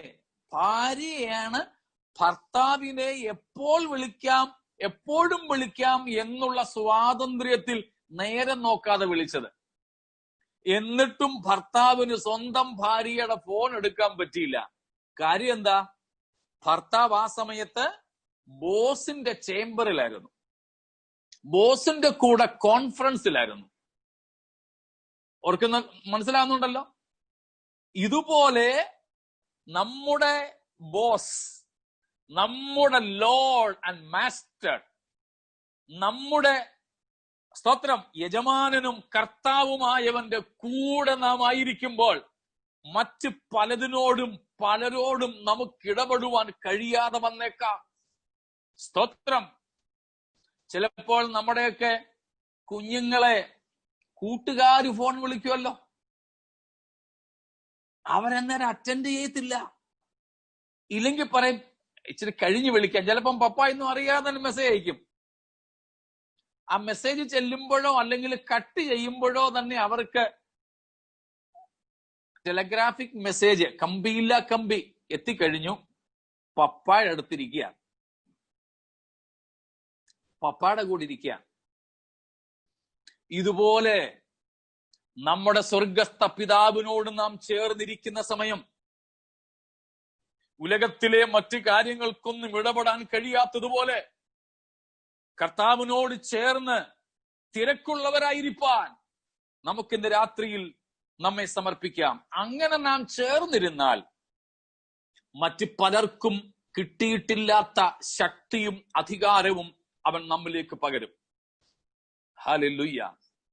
കഴിഞ്ഞ ദിവസവും നമ്മൾ ചിന്തിച്ചതുപോലെ മാഗ്നറ്റിനോട് ചേർന്നിരിക്കുന്ന ഒരു ഇരുമ്പ് കഷണം, മാഗ്നറ്റിനോട് ചേർന്നിരിക്കുന്ന ഒരു മെറ്റൽ പീസ്, ഇതിനോട് ചേർന്നിരിക്കുന്തോറും ഈ മെറ്റൽ പീസിനും ഈ അയൺ പീസിനും മാഗ്നറ്റിക് പവർ കിട്ടും. കർത്താവിനോട് നാം ചേർന്നിരിക്കുന്നെങ്കിൽ കർത്താവിന്റെ ശക്തി അധികാരവും നമ്മിലേക്കും വ്യാപരിക്കും. അത് ഫുള്ളായി കഴിയുമ്പം നമ്മളെ വിടും, പോടാ മോനെ എന്ന് പറഞ്ഞു. ഇപ്പം പലപ്പോഴും കർത്താവ് നമ്മളെ വിടണേ കർത്താവേ എന്ന് പറഞ്ഞിട്ട് എന്താ വിടാത്തത്? ചാർജ് ആകാത്തതുകൊണ്ടാ. എന്താ ചാർജ് ആകാത്തെ? എനിക്ക് പറ്റുന്ന അബദ്ധമാ. ഞാൻ പലപ്പോഴും കണക്ട് ചെയ്ത് വെക്കും മൊബൈൽ ചാർജറുമായിട്ട്. പക്ഷേ സ്വിച്ച് ഓൺ ചെയ്യത്തില്ല. ചാർജറിന്റെ സ്വിച്ച് ഓൺ ചെയ്യാതെ ഞാൻ മൊബൈലിന്റെ ചാർജർ കണക്ട് ചെയ്ത് വെച്ചേക്കും. കുറെ കഴിഞ്ഞു നോക്കുമ്പോ മൊബൈല് ചത്തിരിക്കുന്ന കാണാം. മൊബൈല് ചത്തു, ചാർജേ ഇല്ല, ഓഫായി, സ്വിച്ച് ഓഫ് ആയി. ചിലപ്പം എന്നെ വിളിച്ച് കിട്ടാഞ്ഞ് വൈഫിന്റെ ഫോണിലേക്ക് കോൾ ഡൈവേർട്ടായി വരുമ്പോഴൊക്കെ അറിയുന്നത്. എന്ന് നോക്കുമ്പം സംഭവം ചത്തു കിടക്കുക. ചാർജിന് വെച്ചിടൂ, പക്ഷെ സ്വിച്ച് ഓൺ ചെയ്തില്ല. ഇതുപോലെ കർത്താവ് എന്താ പലപ്പോഴും നമ്മെ അയക്കാത്തത്? Because we are not charged up. ദൈവശക്തിയാലും അധികാരത്താലും നാം നിറയപ്പെട്ടിട്ടില്ല. എന്തുകൊണ്ട് നിറയുന്നില്ല? Connection problem, ചേർന്നിരിക്കുന്നില്ല. ഇന്ന് രാത്രിയിൽ നമുക്ക് ഒരുമിച്ചൊന്ന് തീരുമാനമെടുക്കാം, കർത്താവിനോട് ചേർന്നിരിപ്പാൻ. ഈ 12 അപ്പോസ്തലന്മാരെ പോലെ. Praise God.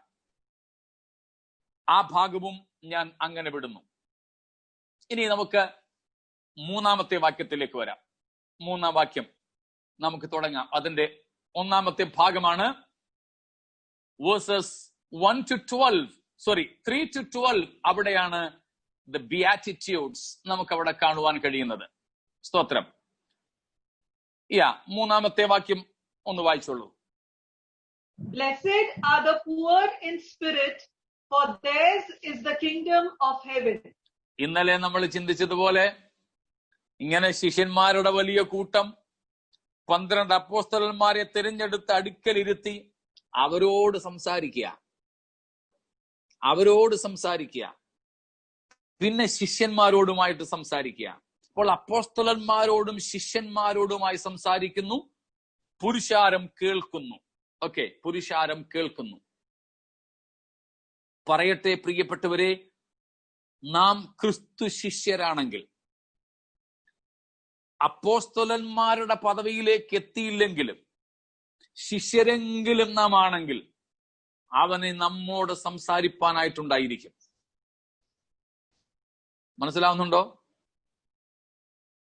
പുരുഷാരം തിങ്ങിക്കൂടുന്ന ഇടത്തുപോലും അവൻ നമ്മോട് സംസാരിക്കും. Praise God. ലൂക്കോസ് 12-ന്റെ 1-ാമത്തെ വാക്യം കൂടെ ഒന്ന് വായിച്ചോളൂ. ലൂക്ക് 12:1. ലൂക്കോസ് 12-ന്റെ 1 കൂടെ. Meanwhile, when a crowd of many thousands had gathered, so that they were trampling on one another, Jesus began to speak first to his disciples.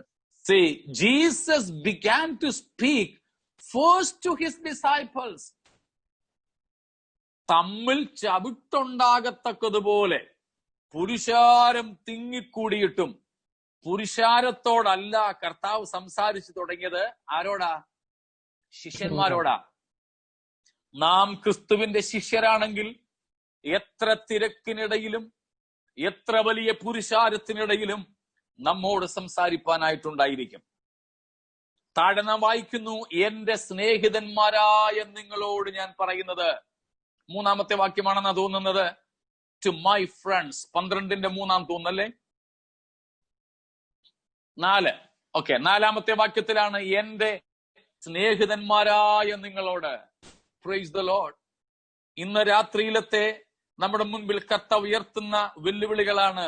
യേശുവിന്റെ ശിഷ്യരാകുക, യേശുവിന്റെ സ്നേഹിതരാകുക, യേശുവിന്റെ അപ്പോസ്തലന്മാരാകുക.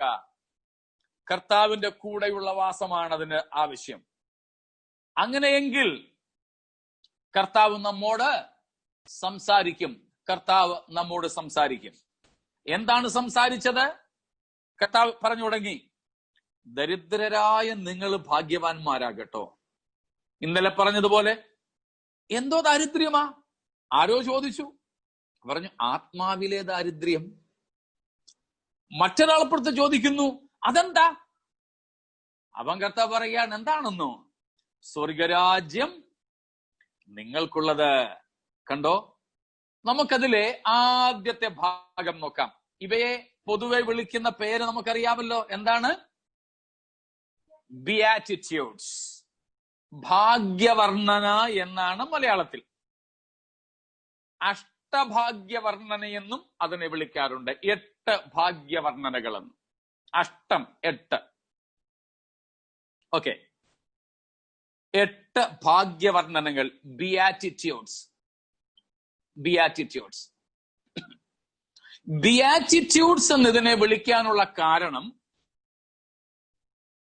ലത്തീൻ ഭാഷയിലെ ബൈബിളിൽ, ലത്തീൻ ബൈബിൾ, അതിന്റെ പേര് വൾഗേറ്റ് എന്നാണ്. വൾഗേറ്റ്, VULGATE,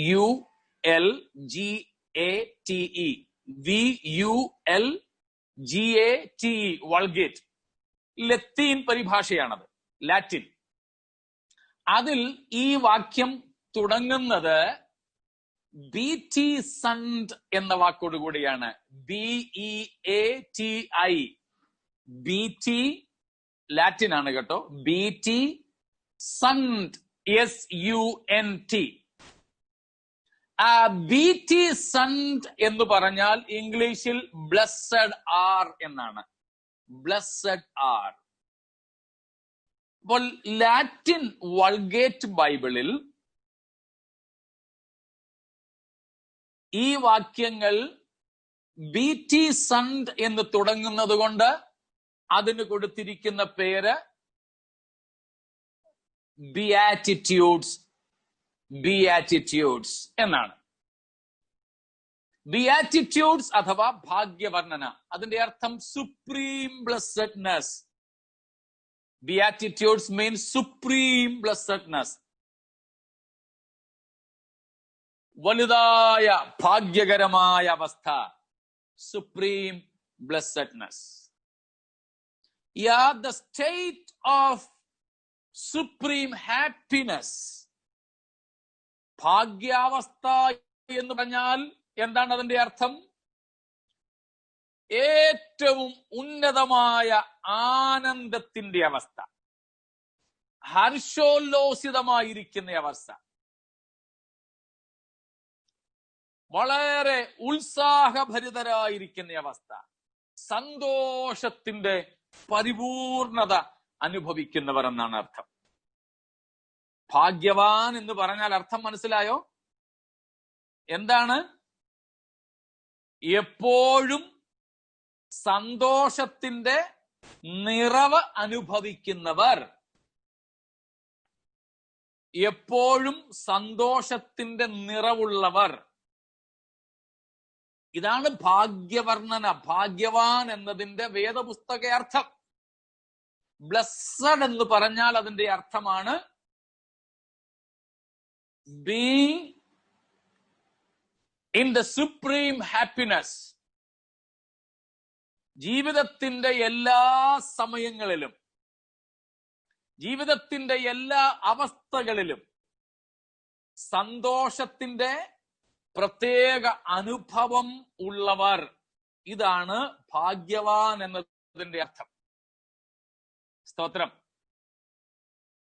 നാം ആ ഭാഗ്യാവസ്ഥ അനുഭവിക്കുന്നവരാണോ? ആ പ്രത്യേക സന്തോഷം നമുക്കുണ്ടോ? ആ സന്തോഷത്തിന്റെ അനുഗ്രഹം നാം അനുഭവിക്കുന്നുണ്ടോ?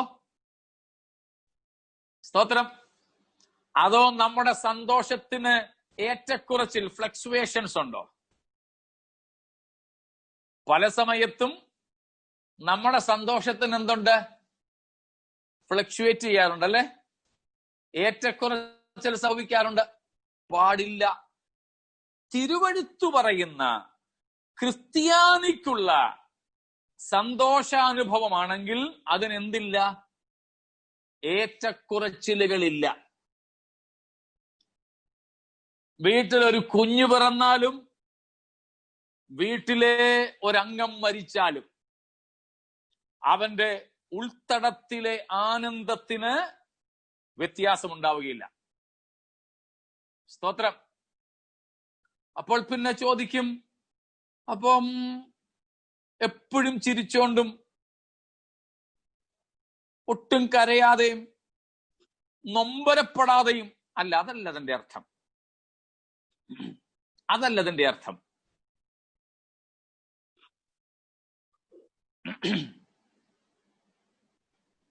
എന്നാൽ കർത്താവ് നമുക്ക് തരുന്ന ഒരു സന്തോഷമുണ്ട്. എന്റെ ഓർമ്മ ശരിയാണെങ്കിൽ യോഹന്നാന്റെ സുവിശേഷം 16 അധ്യായം 22 വാക്യമാണ്.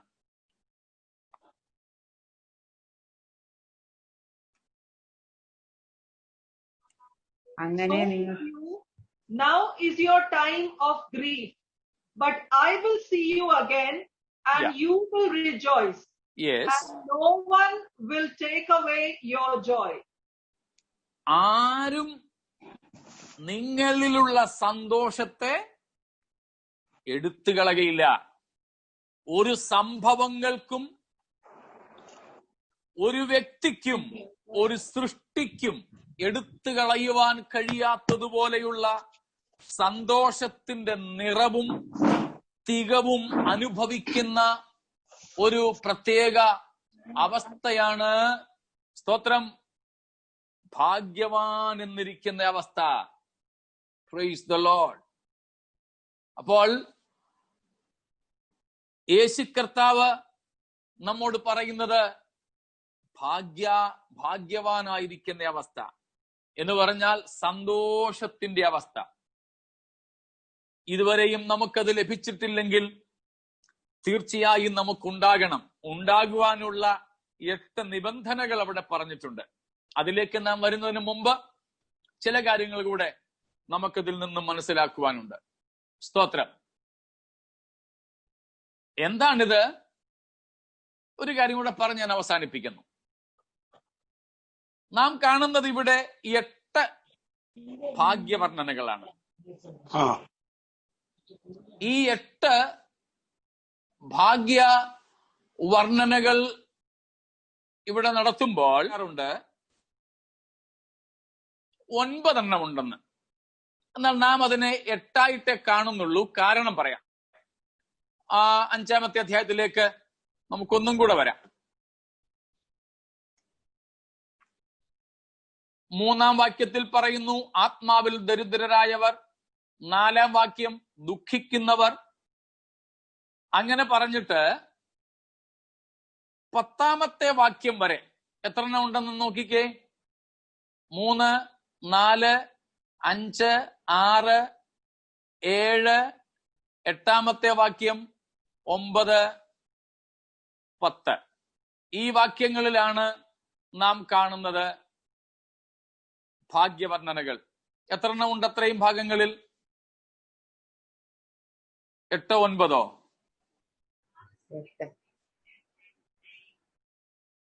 ആത്മാവിൽ ദരിദ്രരായവർ. 2 ദുഃഖിക്കുന്നവർ. 3 സൗമ്യതയുള്ളവർ. 4 നീതിക്ക് വിശന്ന് ദാഹിക്കുന്നവർ. 5 കരുണയുള്ളവർ. 6 ഹൃദയശുദ്ധിയുള്ളവർ. 7 സമാധാനമുണ്ടാക്കുന്നവർ. 8 നീതി നിമിത്തം ഉപദ്രവിക്കപ്പെടുന്നവർ. 11-ാം വാക്യത്തിലും ഭാഗ്യവാന്മാര് കാണുന്നുണ്ടല്ലേ. എന്നാൽ നാം അതെന്തുകൊണ്ടാണ് 9-ാമത്തേതായിട്ട് സ്വീകരിക്കാത്തത്? അത് 10-ാമത് പറഞ്ഞതിന്റെ വിശദീകരണമാണ്. 10-ാം വാക്യത്തിൽ, 10-ാമതല്ല 8-ാമത് പറഞ്ഞ അല്ലെ 10-ാം വാക്യത്തിലേതിന്റെ വിശദീകരണമാണ് 11ഉം 12ഉം വാക്യങ്ങൾ. അവിടെ പറഞ്ഞത് കണ്ടോ, നിങ്ങൾ എന്നാണ് അവിടെ പറഞ്ഞിരിക്കുന്നത്. എന്നാൽ 3-ാം വാക്യം തൊട്ട് 10-ാം വാക്യം വരെ നിങ്ങൾ എന്നല്ല പറഞ്ഞിരിക്കുന്നത്. ഉപദ്രവിക്കപ്പെടുന്നവർ പൊതുവായിട്ട്. അതിന് മറ്റൊരർത്ഥമുണ്ട്. അത് കർത്താവിന് ഉദിക്കാൻ നമുക്ക് നാളെ നോക്കാം. അപ്പോൾ ഇവിടെ 8 ഭാഗ്യാവസ്ഥകളാണ്, 8 ഭാഗ്യവർണ്ണനകൾ. ഇത് കൂടാതെ 2 ഭാഗ്യവർണ്ണന കൂടെ കർത്താവ് നടത്തുന്നുണ്ട്. വായിക്കുന്നില്ല, സമയം തീർന്നുകൊണ്ട് ഞാൻ പറഞ്ഞു വിടാം. ഒന്ന് നാം കാണുന്നത് മത്തായി 11:6 മാത്യു 11:6 ആൻഡ് ലൂക്ക് 7:23. മത്തായി 11:6 ലൂക്കോസ് 7:23 നാം കാണുന്നത് എങ്കൽ ഇടറിപ്പോകാത്തവൻ ഭാഗ്യവാൻ. Who is a blessed person who takes no offense of the Lord. കർത്താവിങ്കൽ ഇടറിപ്പോകാത്തവരെ ഭാഗ്യവാന്മാർ എന്ന് വിളിച്ചിരിക്കുന്നു. ഒരു ഭാഗ്യവർണ്ണന കൂടെ കർത്താവ് നടത്തിയിട്ടുണ്ട്. യോഹന്നാന്റെ സുവിശേഷം 20-ാം അധ്യായം 29-ാം വാക്യത്തിലാണ് ജോൺ 20:29 കാണാതെ വിശ്വസിക്കുന്നവർ അല്ലെങ്കിൽ വിശ്വസിച്ചവർ ഭാഗ്യവാന്മാർ. ഇങ്ങനെയുള്ള ചില ഭാഗ്യവർണ്ണനകളാണ് യേശു കർത്താവ് നടത്തിയിട്ടുള്ളത്. എല്ലാം കൂടെ ചേർത്ത് നമുക്ക് 10 എണ്ണം കാണാം. എന്നാൽ ഒടുവിലത്തെ 2ലേക്ക് പോകില്ല. ഇവിടെ പറഞ്ഞിരിക്കുന്ന 8 എണ്ണത്തിലേ നാം പോകുകയുള്ളൂ. പ്രിയപ്പെട്ടവരെ, നാം യേശു കർത്താവിന്റെ സന്നിധിയിലേക്ക് വരുന്നെങ്കിൽ നമുക്ക് അനുഭവിക്കുവാൻ കഴിയുന്ന നിസ്തുലമായ സന്തോഷത്തിന്റെ അനുഭവം ഒന്ന് ഓർത്തു നോക്കിക്കേ. നമ്മുടെ ഹൃദയത്തിന്റെ ഉൾത്തടത്തിൽ കർത്താവ് നൽകിയിട്ടുള്ള ആനന്ദകരമായ അനുഭവം നമുക്കത് അനുഭവിക്കുവാൻ കഴിയുന്നില്ലെങ്കിൽ ഇന്ന് രാത്രി കർത്താവിനോട് പറയാം, നാഥ, ഇവിടെ പറയപ്പെട്ടിരിക്കുന്ന ഭാഗ്യാവസ്ഥയിലേക്ക്, ആനന്ദത്തിന്റെ നിറവിലേക്ക് എന്നെ അങ്ങ് നടത്തുമാറാകണമേ. ഞാൻ അങ്ങയോട് ചേർന്നിരിക്കുവാൻ വേണ്ടി ആഗ്രഹിക്കുന്നു. നമുക്കിന്ന് രാത്രിയിൽ നമ്മെ ദൈവത്തിന്റെ കരങ്ങളിലേക്ക് ഏൽപ്പിച്ചുകൊണ്ട് കർത്താവിനോട് പ്രാർത്ഥിക്കാം. Price the Lord. സ്തോത്രം. ദൈവത്തിന്റെ ബലമുള്ള കരങ്ങളിൽ കർത്താവെ, ഞാൻ എന്നെ ഏൽപ്പിക്കുന്നു എന്നുള്ള പ്രാർത്ഥനയോടെ നമുക്ക് കർത്തൃസന്നിധിയിലേക്ക് അടുത്തു വരാം. Glory to God. ഹല്ലേലൂയ. കർത്താവിന് സ്തോത്രം, സ്തോത്രം, സ്തോത്രം. Praise you Lord Jesus. Hallelujah. നാം കേട്ട തിരുവെഴുത്തുകൾ നമുക്ക് അനുഗ്രഹകരമായി തീരേണ്ടതിന്, ഈ ഭാഗ്യകരമായ അവസ്ഥകളിലൂടെ ദൈവം നമ്മെ നടത്തേണ്ടതിന് ദൈവത്തിന്റെ സന്നിധിയിലേക്ക് ഏൽപ്പിച്ച് നമുക്ക് ഒരുമിച്ച് ദൈവത്തോട് പ്രാർത്ഥിക്കാം. Price the Lord.